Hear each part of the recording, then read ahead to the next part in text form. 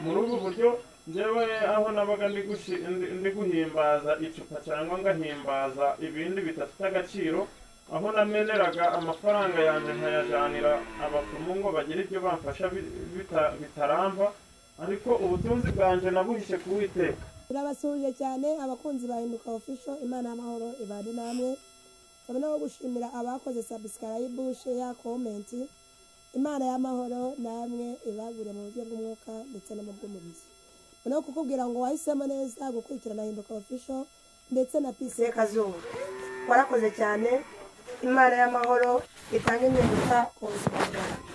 Uyu ni wa munsi mwiza twishimiwe cyangwa se tunejejwe no kuganira namwe.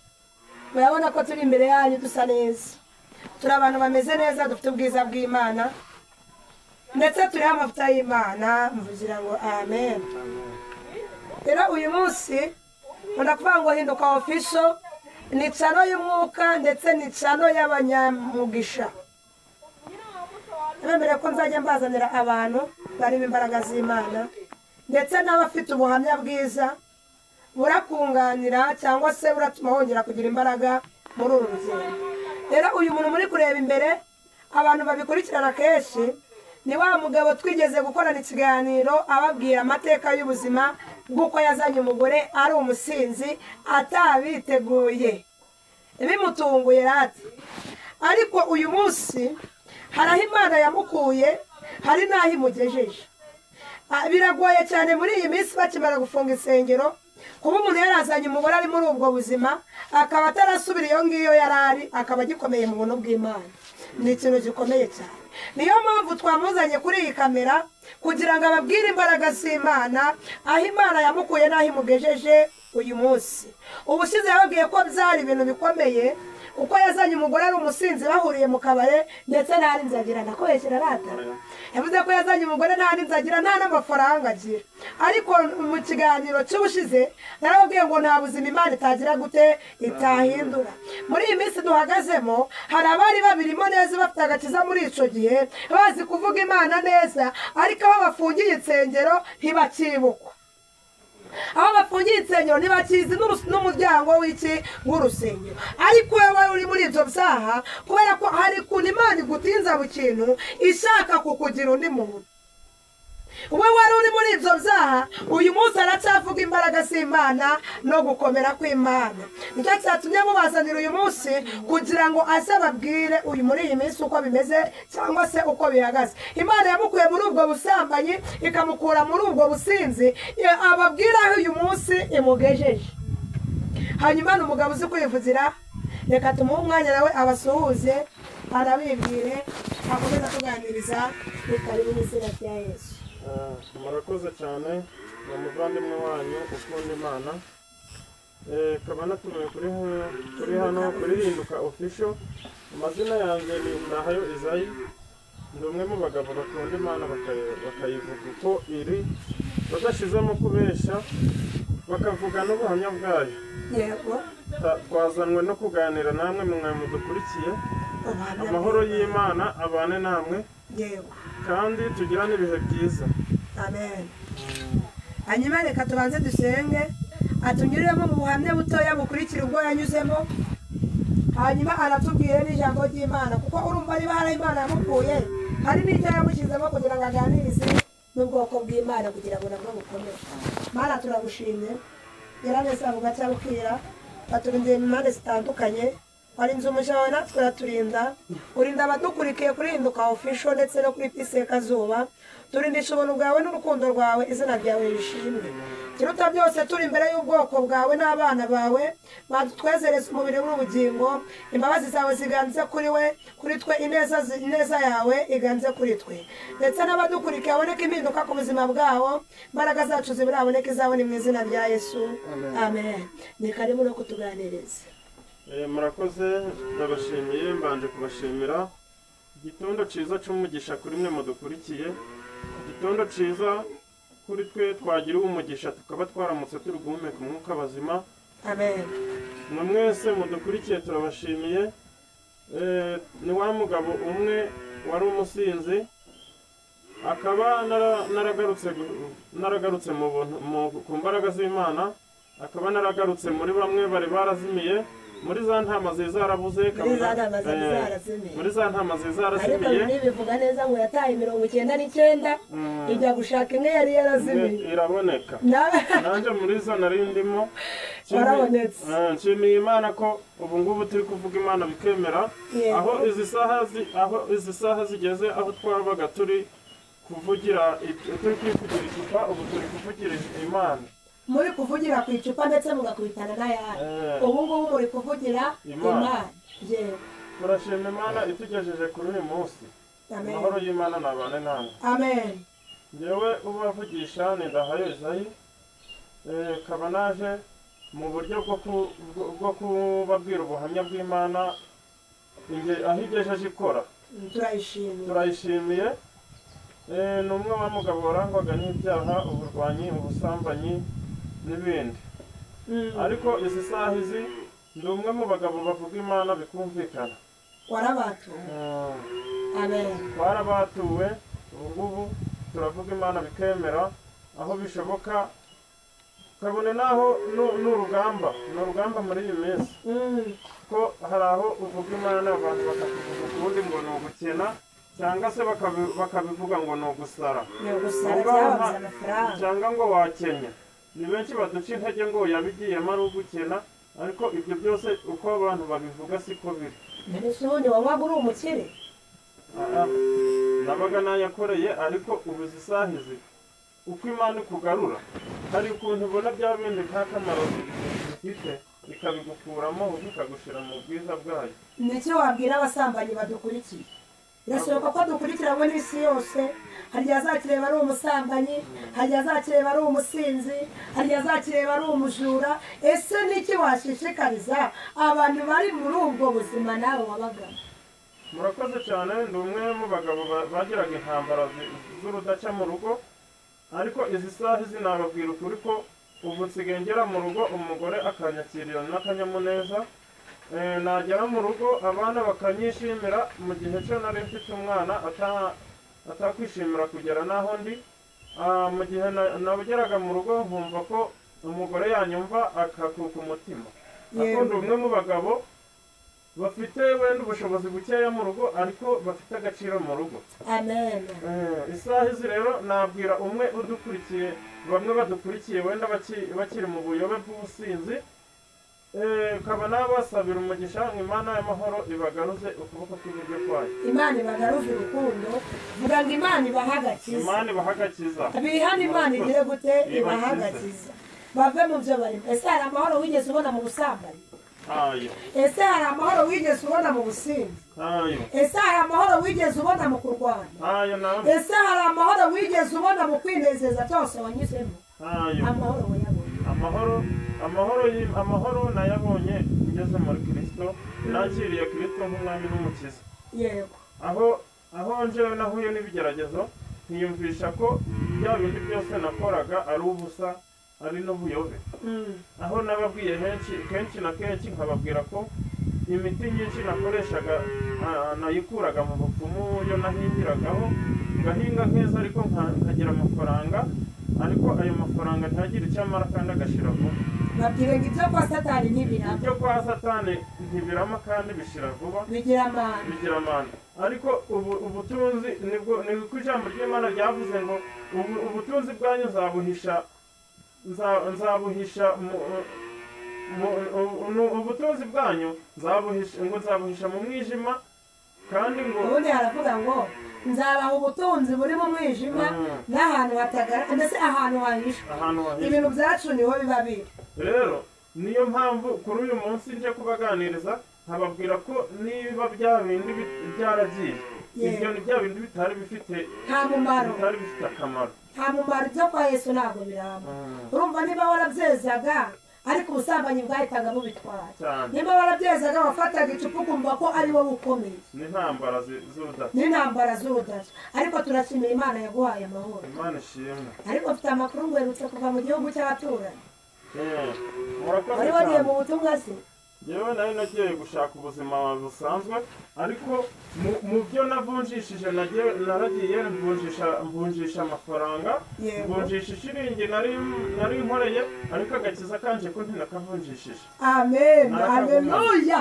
wavunjishije amafaranga uvunjisha n'ibindi byose ariko agakiza ntiwagira gute? agakiza kanje ntinakavunjishije. ni ukuvuga ngo agakiza bakavanye mu Rwanda ukagera na Uganda ugeze ku mupaka uvunjisha amafaranga ariko agakiza ntiwagira gute? nakagumana. naringize ngo warakavunjishije.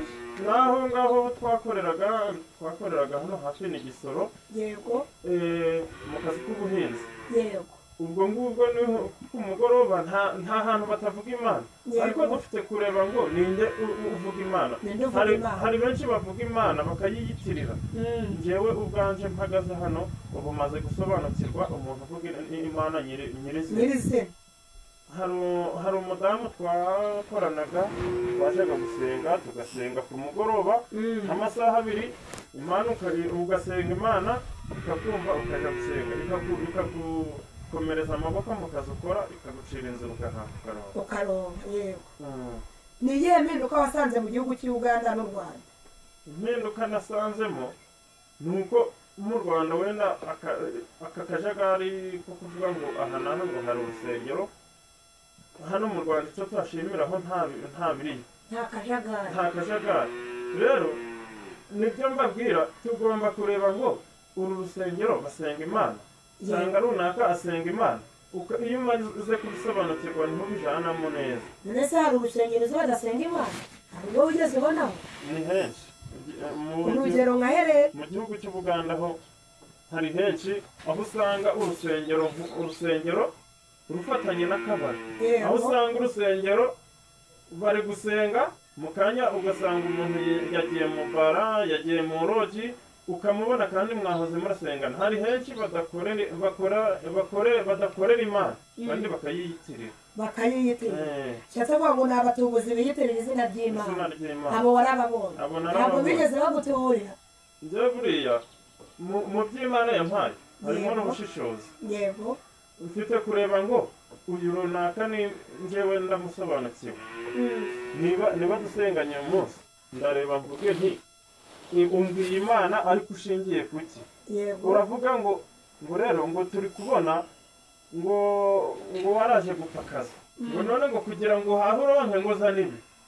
ubwo nta mukozi w'Imana urimo. hari abantu babikubwiye se? benshi. se bari bari kugusaba iki kandi nta mafaranga wari wajyanye wagiye gupagaza? hari ukuntu umuntu akureba akakwitegereza. mu gihugu cy'u Buganda burya igihugu cy'u Rwanda ni cyiza. aho urareba ugasanga urusengero umuntu yaje arakodesha ahantu rwegeranye rufatanye n'akabari. yego. uwo muntu burya ntabwo Imana na Satani ntabwo bicarana. ntabwo birahabanye. rero niyo mpamvu mbabwira ukuri twewe dusenge duhinduke kandi tugire n'ubushishozi. imyuka yose ntabwo ikorera Imana. ni iki wabwira abanyarwanda badukurikiye ukimara kubona abantu ubuzima bw'abanyayuganda babayemo cyangwa se ukimara kwitegereza igihugu cy'u Uganda ukabona n'u Rwanda? ni iki wabwira abanyarwanda abaturage bo mu Rwanda? abaturage bo mu Rwanda icyo watubwira twebwe abanyarwanda bo icyo nababwira dukomere ku wo twamenye kandi dukomere ku gihugu cyacu ni cyiza kiraboneye. kaba nabashimira yuko na bya bindi byo nababwiye by'akajagari nta birimo. bya bintu by'ubutekamutwe nta birimo. ahangaha iyo uvuze Imana uvuga Imana ariyo uvuze utavangiwe n'ibindi. nicyo nshimira. ubu se ukigera Uganda nta muntu wigeze akubwira ati ngwino usome kuri aka kayoga kararyoshye? kabisa ndashima Imana yambereye ku rugamba ko naho nabaga nabonaga n'abantu banywa ariko njyewe ngatinya Imana ku giti cyanjye kandi nkayiha n'agaciro. burya niba uzi ngo Imana yagukuye mu businzi ubwo ngubwo njye namenye ikibi kirimo. wamenye ikibi kirimo. naho n'abantu bancaga intege ngo waba udasomye ngo ugasinzira. burya ibyo byose biterwa no kubyishyiramo. Abanyagatolika ahita avuga ngo komeza inzira watangiye wicika intege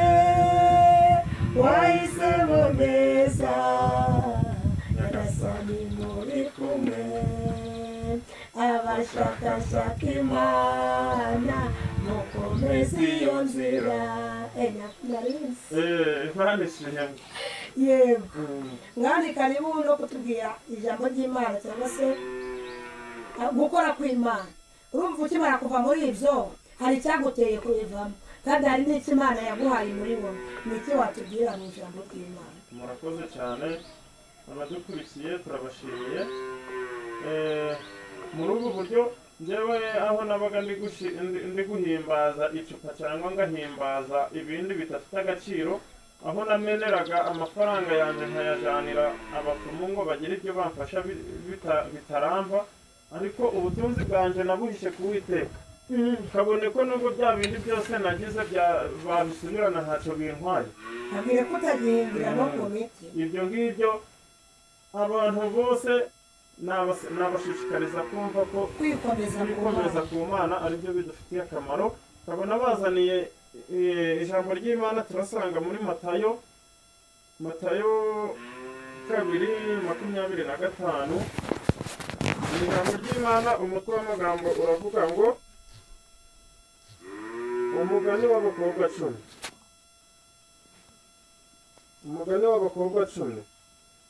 Icyo gihe ubwami bw'Imana ubwami bwo mu ijuru buzagereranwa n'abakobwa 10 bajyanye amatabaza yabo bajya gusanganira umukwe.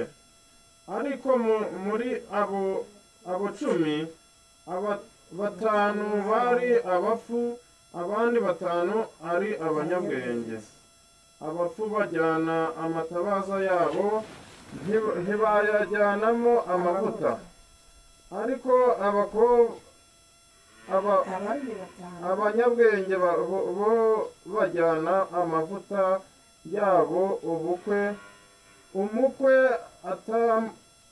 Umukwe atinze bose barahunikira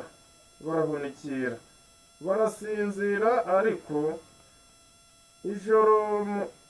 nijoro mu gicuku habaho urusaku, umukwe araje. Nimusohoke mumusanganire, maze b'abakobwa bose barahaguruka baboneza amatabaza yabo. Abapfu babwira abanyabwenge bati nimuduhe ku mavuta yanyu, kuko twebwe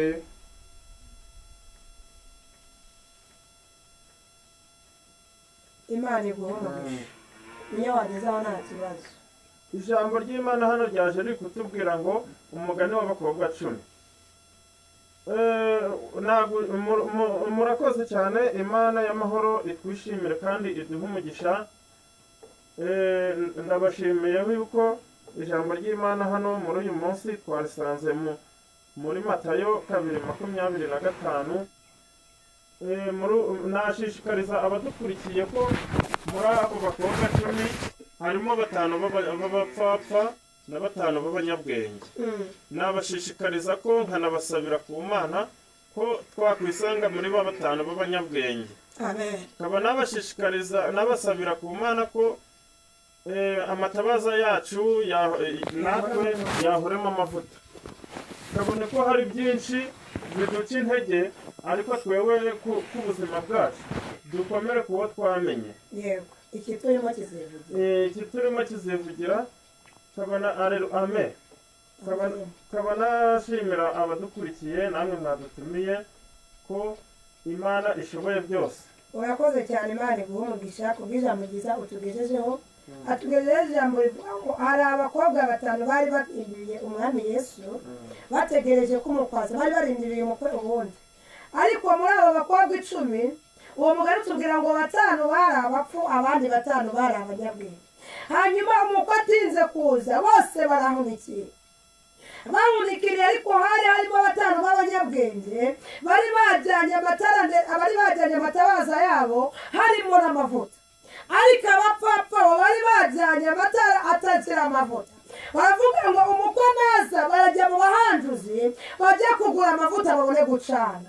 Hanyuma igicuku kigeze umukwe baraje, haleluya haleluya. Umukwe ajya b'abakobwa batanu b'abanyabwenge bacana amatabaza yabo bajya gusanganira umukwe.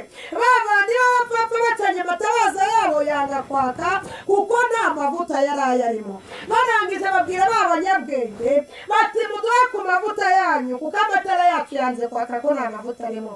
Abandi b'abanyabwenge barababwira ngo mujye mu bahanjuzi mujye kugura.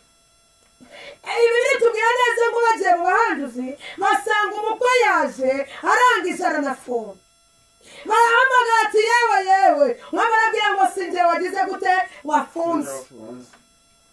Babaye abapfapfarati ariko wowe udukurikiye, wowe udukunda, mwifurije kuba umwe muri ba banyabwenge, mwifurije guhanana amavuta mu mperezo yawe, mwifurije guhanana amavuta mu itabaza ryawe kugira ngo umukwe naza uzamuri kumusanganire kugira ngo amen.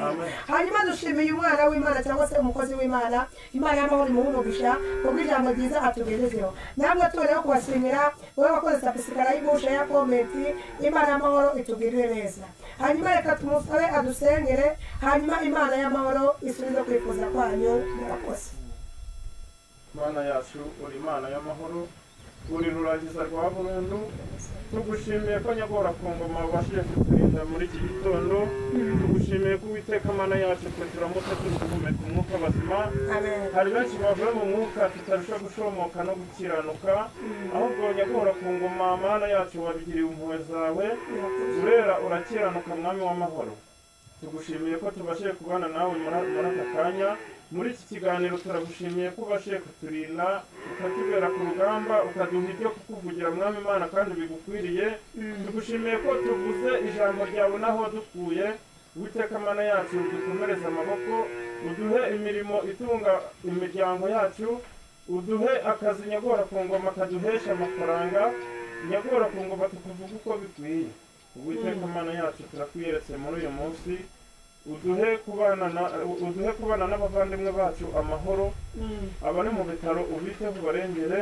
Uwiteka Mana yacu dushimiye n'urugo uruha umugisha rutwakiriye, dusenze tukwizera mu izina ryawe ryera wakoze, amen.